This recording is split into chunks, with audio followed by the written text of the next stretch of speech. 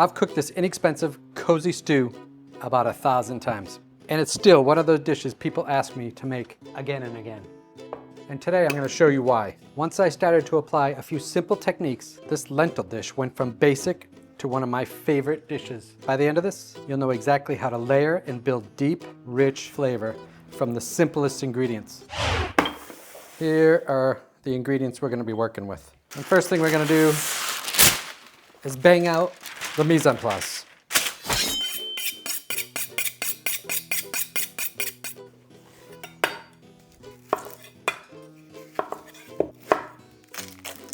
Now you can use 1 or 2 onions for this.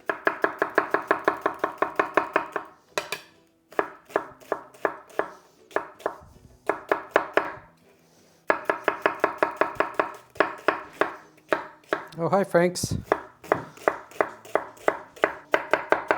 Thanks, Frankie.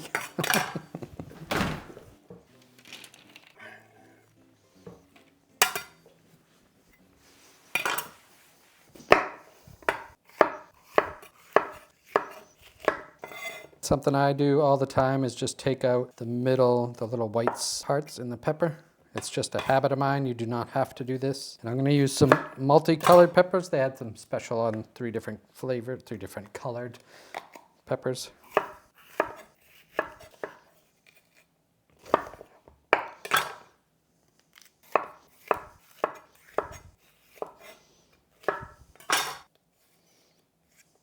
Then we're just going to dice relatively small. You can do it bigger, but since the lentils are going to be tiny, I like to make sure everything is going to be able to fit on a spoon.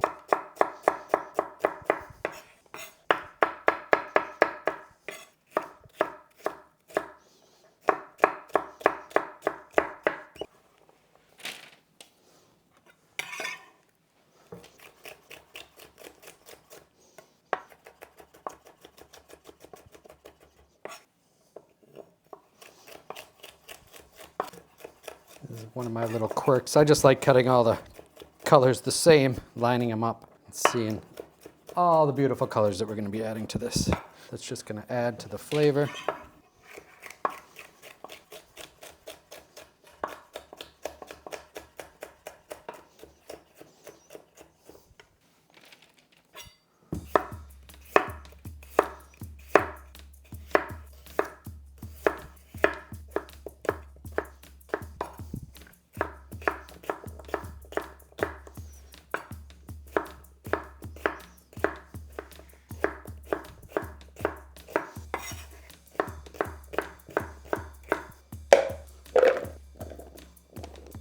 Banged out the veggie part. So we got our potatoes. I have 1 onion so far, green pepper, red pepper, yellow pepper. Now you could add celery, you could add carrots. So you could create a regular basic mirepoix as well with the addition of the peppers and then the potato if you want to bulk it out with a little bit more.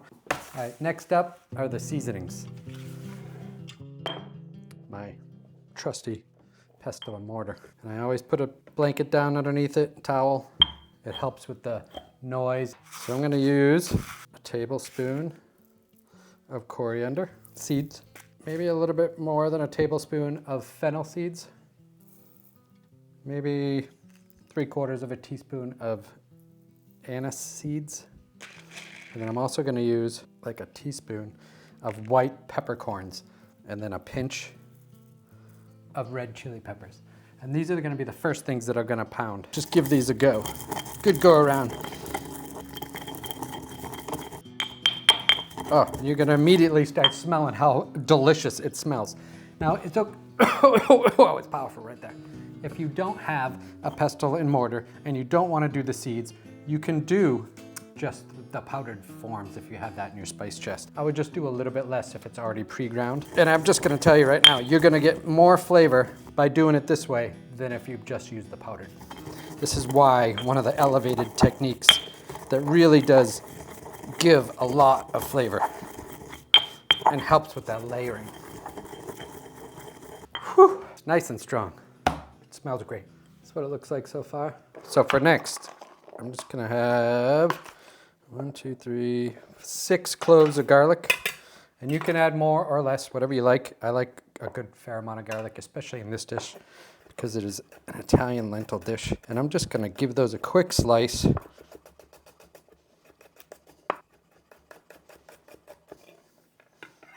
And then I'm gonna add them right to the pestle and mortar. Pound those in. And then from there, 1 lemon, and we are gonna zest that right into it. 1 whole lemon.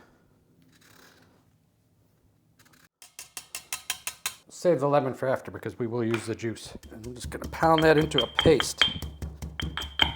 Just to make sure I get all the garlic pounded. Like this. So we're gonna hold on to this and just set it to the side. Okay, now we're gonna get our burner going under medium-low heat. Okay, once this pan gets hot, I'm gonna add olive oil, so a good amount to the bottom, just to cover the pan. I'm actually gonna start off with tomato paste, so about a tablespoon, if not more, maybe a couple tablespoons. So you're gonna wanna fry that tomato paste out. And I might add a little bit more. I do have a little bit more. I'd probably go with like 3 tablespoons of tomato paste on a medium-high heat.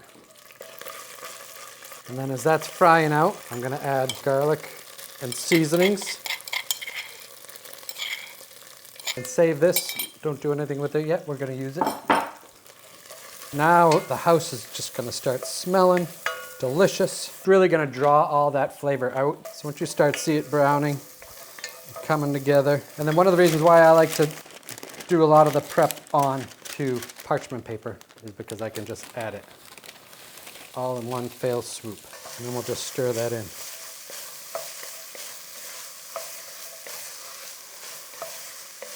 Okay, so while this is cooking, I'm gonna go and take the lentils and give them a good rinse, just to wash off all that debris, any dirt. If you've ever been to a lentil farm, you know I have had the pleasure of going to lentil farms and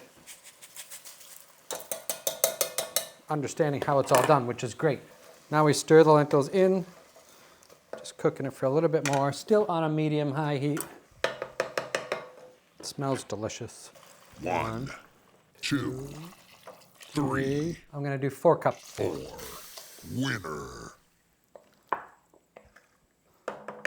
The lemon juice. I have my trusty lemon squeezer. Just fit that in there. And then add this right to it.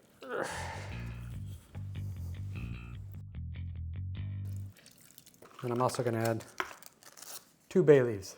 I'm gonna add 1 can of crushed tomatoes. There's no salt added. I'm just gonna rinse it out with a little bit of water. And I'll just to clean out the can. Splash of water here is probably another 1/4 cup. So you're looking at 4.5 cups of water so far into there. That helps clean out all the flavor. Why waste that flavor? It already looks fantastic. It's super colorful. We will season it a little bit more as we go. As soon as it comes to a boil, I will add the potatoes.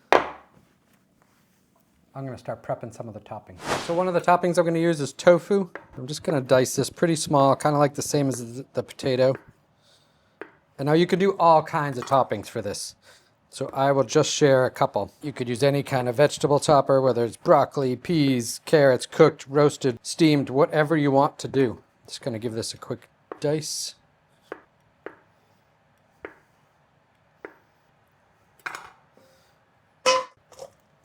Good girl. Let's go up, up. Good girl. I have a little bit of this pork rub I need to use up, so I'm just going to add that right to it. Maybe a good tablespoon. I'm actually just going to finish it off. A little bit of oil to coat and help that stick. I also have a little bit of black pepper here, a fair amount. I want to make this super, super flavorful. I already know that seasoning has salt, so I don't need to add any extra salt to it. And then I'm just going to pop this on here. And then I preheated the oven already to 350 convection. So if you're going to do it on regular bake, I might do it to 375 or 400. And we're going to bake this for about 30 minutes.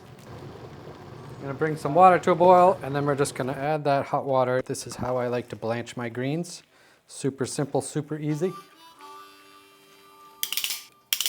And then just give them a quick stir in. Because these are collard greens and they're a lot more sturdier than any kale or spinach, I'm going to let this sit in the greens for like 2, 3, 4, 5 minutes until it cools down a little bit, and then I will strain it. Siri, give me 30 minutes on the clock, please. While that's going on, I'm gonna use 1/2 of a red onion here.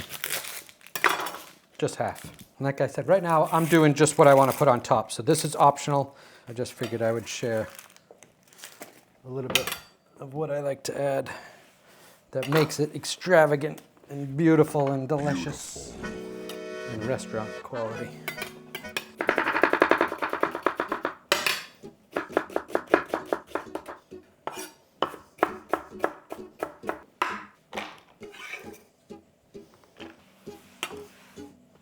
Lentils are at a nice slow boil now. And now I'm gonna add the potatoes here. And this is just gonna add a lot more gumption. The texture, it's all the textures and flavors that we're building and then slowly. So now I'm gonna lower the heat, medium, medium, low. You could do it faster if you want, but I want those flavors to really meld together. And I'm in no big rush. It won't take that long because the lentils are smaller. These are French green lentils. I just prefer the little ones. Anything that's like super colorful, a little bit of crunchy for the, oh, you son of a gun. A little bit crunchy for the texture. We're also gonna use a little bit of parsley, and I'm gonna save some of this. I'm gonna set this much aside. I'm gonna look through, make sure there's no big lumber pieces like this. Doesn't need to be in there. Maybe some of these, just the leaves. Nobody wants to chew on sticks.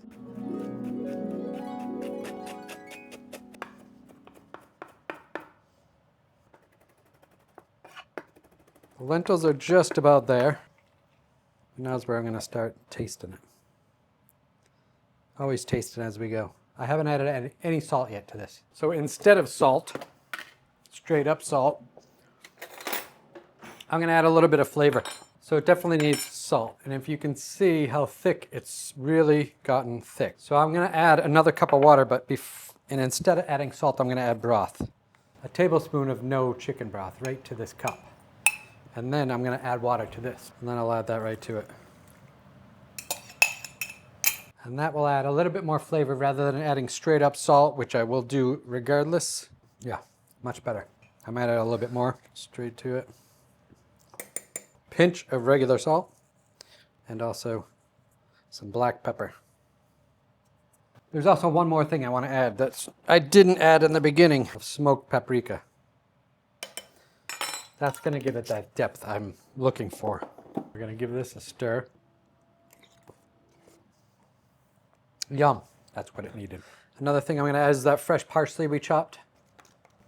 And I like to add the parsley much more towards the end. So for those greens, a little bit of oil on this pan. It's already hot. I'm going to add a little bit of the garlic I sliced up. I'm going to salt the garlic in the bottom of the pan here. I squeezed out these greens. I'm going to pick out some of the stems right now that I don't want to be chewing on. A little bit of black pepper. So these greens are awesome just as a side dish for pretty much anything you want to eat. I'm a big fan of eating a lot of greens, so I make these a lot, but this is going to go exceptionally well with the lentils. All right, we got those greens. Those are done.